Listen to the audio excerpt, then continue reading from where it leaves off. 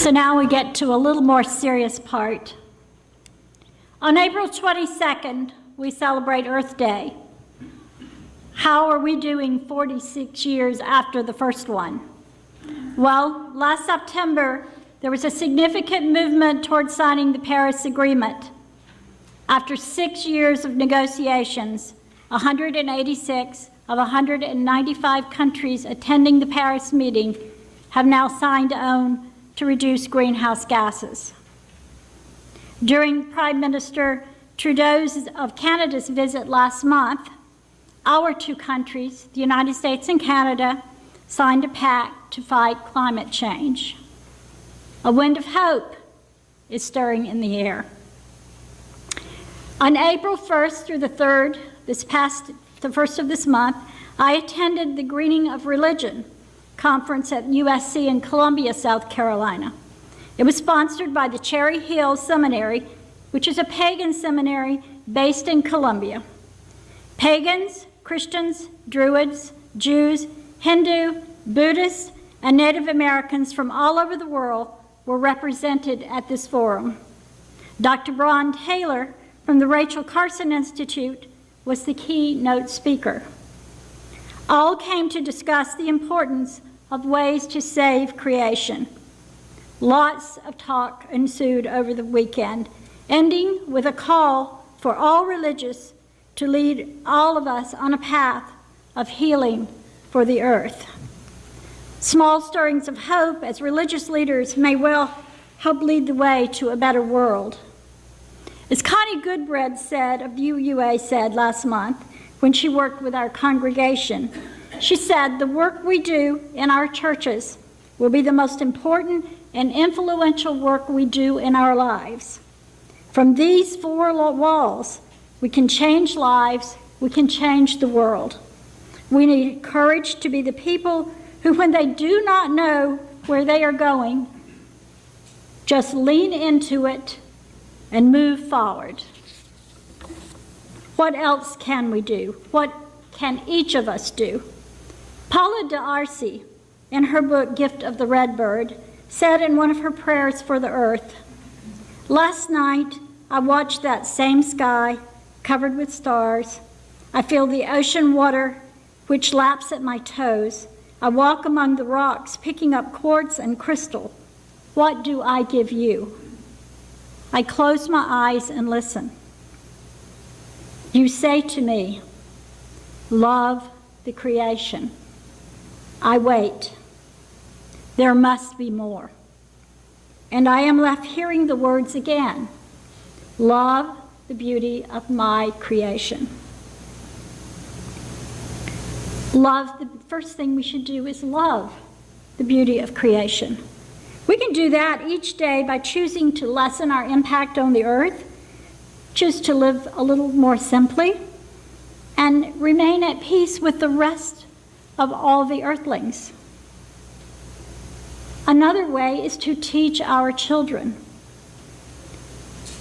Frank Proulx, a holy man of the Teton Sioux, was asked by Thomas Males what techniques work to teach children to care for creation. He decided to show him.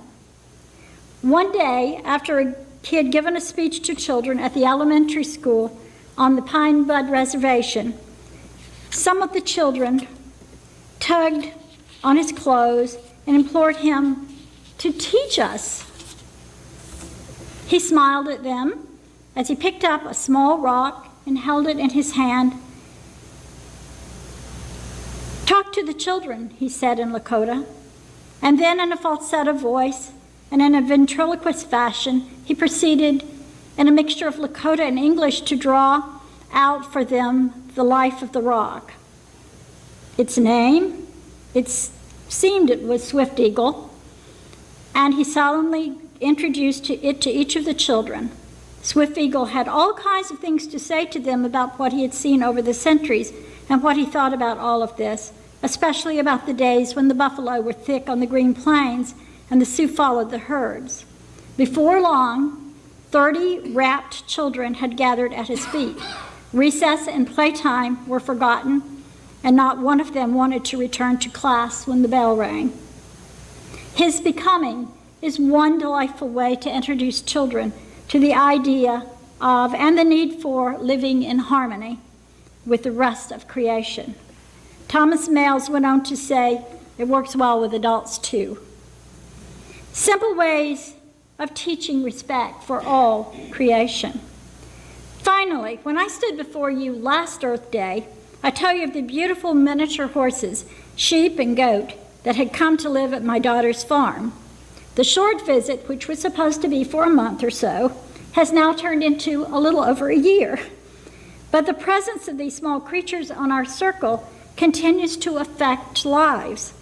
On one occasion, when the animals had been moved to the back pasture, folks called the owners to ask what happened to the animals on Dogwood Lane. They missed them. They said that they made them smile as they returned home after a hard day at work. They were reassured that as soon as the grass grew tall again, they would again see them in their pastures. These little creatures have captured the heart of earthlings around them.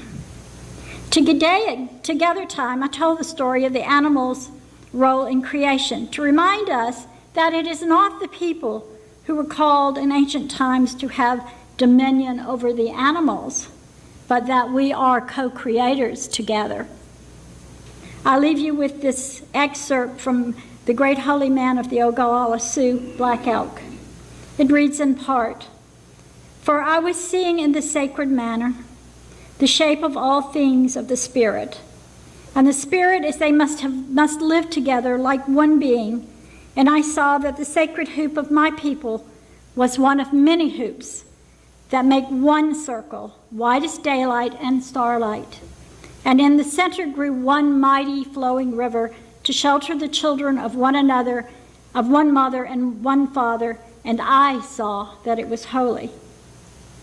Today, I want to remind all of us of what a beautiful planet we have and how little changes will make a big difference in the world. All of us, the humans, the animals, the plants, the trees, the insects, the rocks, water, air, fire, and wind are not one above the other. Let us all stand together in the sacred hoop. Let it be.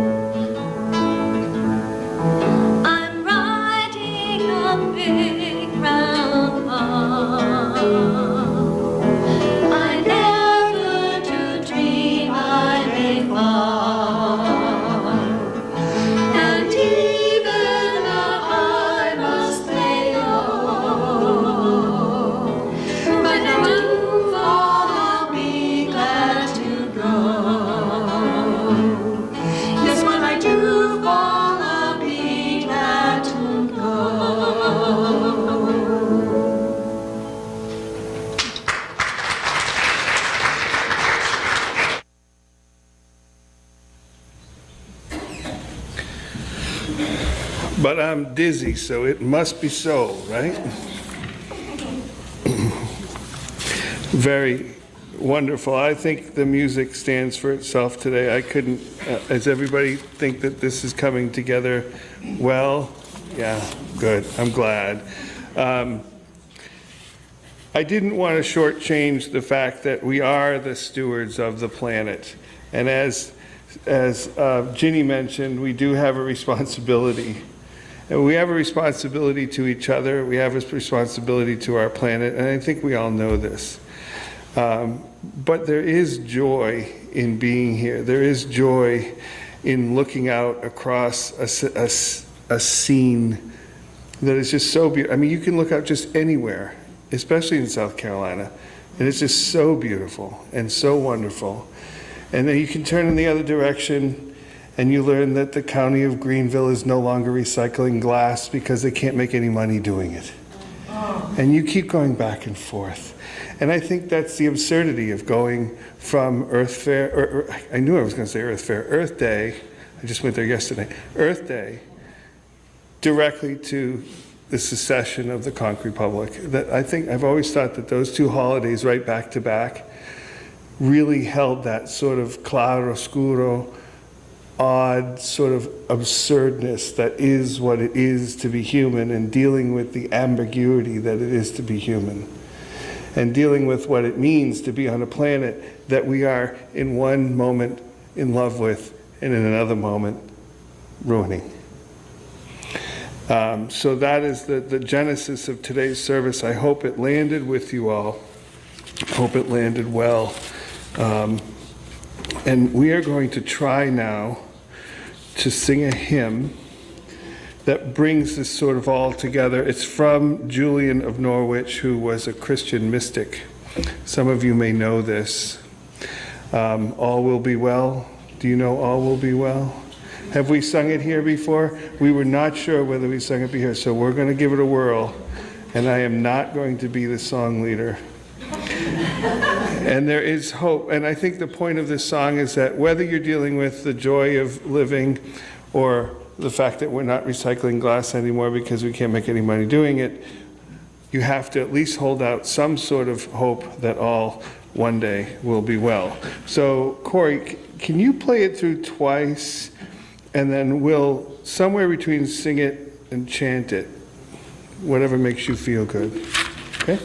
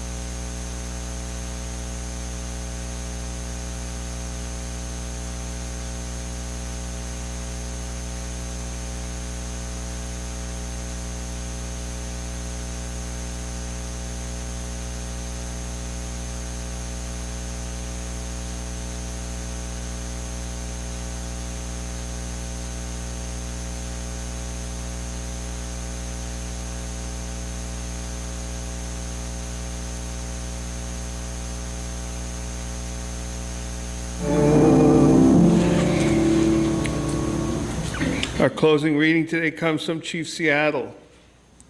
This we know: the earth does not belong to man.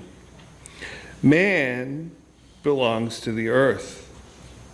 This we know: all things are connected like the blood which unites one family.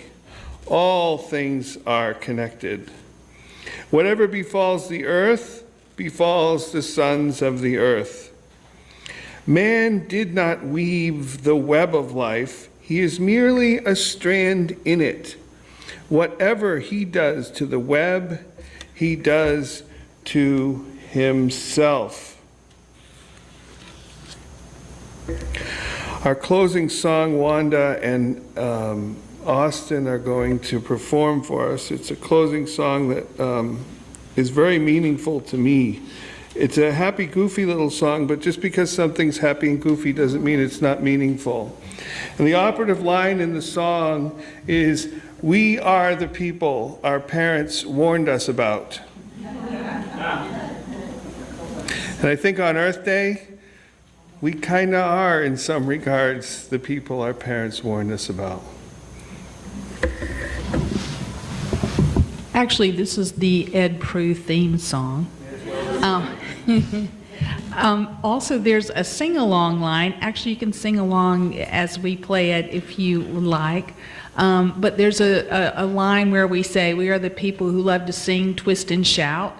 So you got, yeah, he's going to lead you in Shake It Up, Baby. Okay?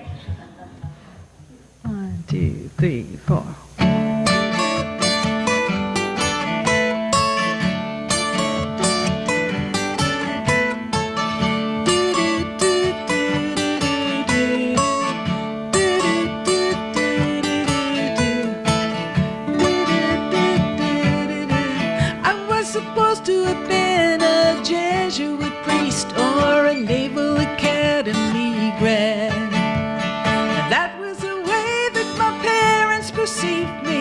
They were the plans that they had. I couldn't fit the part, too dumb or too smart. Ain't it funny how it all turned out? And we are the people our parents warned us about.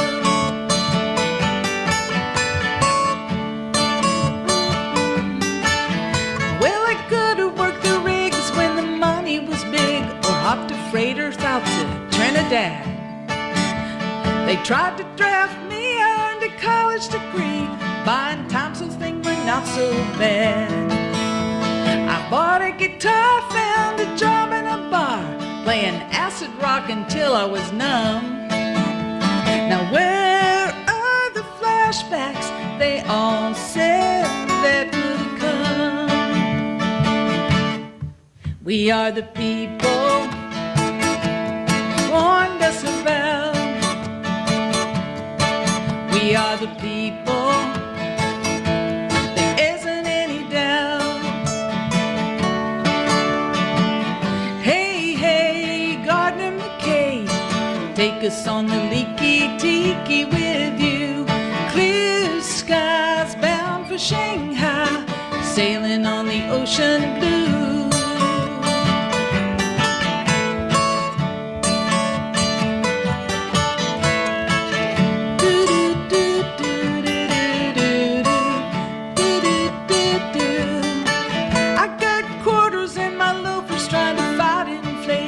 When it only used to take a cent. I wish I was back in my crash pad days before I knew what cash flow meant.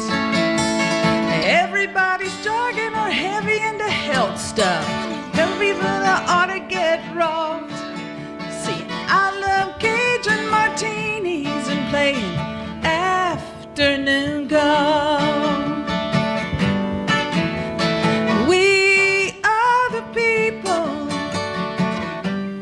Sorry, I messed that one up. We are the people, there isn't any doubt. We are the people our parents warned us about. We are the people we love to sing, twist and shout. Shake it up, baby. We are the people our parents warned us about.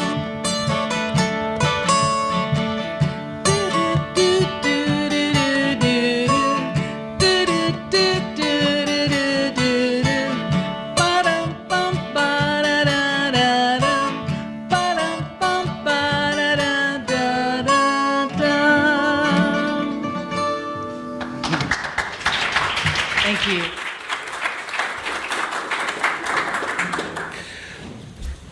We are the people our parents warned us about. We are the stewards of this speck in the universe that is this pale blue dot. We are free to wander amongst the fields of purple heather. We are who we are. So go today, love the earth, and recycle every last little scrap of aluminum that you possibly can. Be well, friends, be well.